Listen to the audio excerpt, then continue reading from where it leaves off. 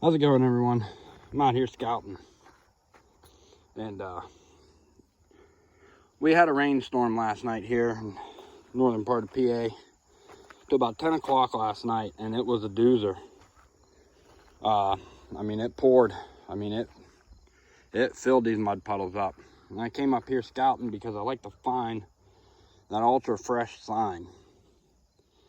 You come up here after it's been sunny for like a week, and it all kind of looks like it's the same age, you know, especially the sandy stuff. You know, it doesn't normally change until rain hits it along these sandy roads and that I like to trap on.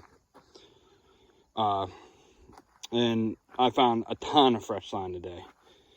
You know, you got older tracks that are super watered in, weathered in, nice, and then, you know, you got some nice fresh ones. You can see right here where he stepped on this rock. And there's where his toes ended up being. Got some tracks there. A couple came right down here because I've already walked around. There's no tracks going back up. There is 3 sets coming down. And right here you can see that track. That track. There's a track there. I know it's not showing up real good, but so if those weren't fresh, those wouldn't be there, because it takes nothing to literally the rain to just flatten that all back out. And then I already pointed the set going down there. Those are both smaller size tracks, and then one came and went down through here. You can see literally where his foot slipped there, slid, and then right there, he went this way instead of walking through the center and that in the mud, but right there. And then of course we got this nice fresh pile of scat. This would have been washed down some. Definitely probably wouldn't have been stuck on that branch anymore. It would have gotten rinsed out into the where you'd start seeing the fur that's in it. But yeah, so it looks like, judging by the sign, that last night, within the last 12 hours since our pour down happened here, we had 3 coyotes come down through here at least. That's a much bigger track than that one.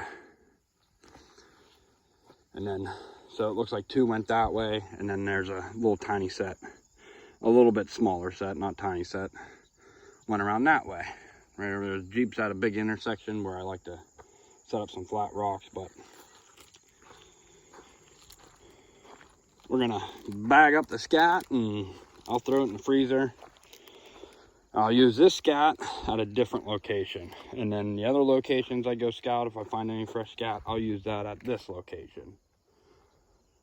But I figured I'd just share that since I'm out here scouting.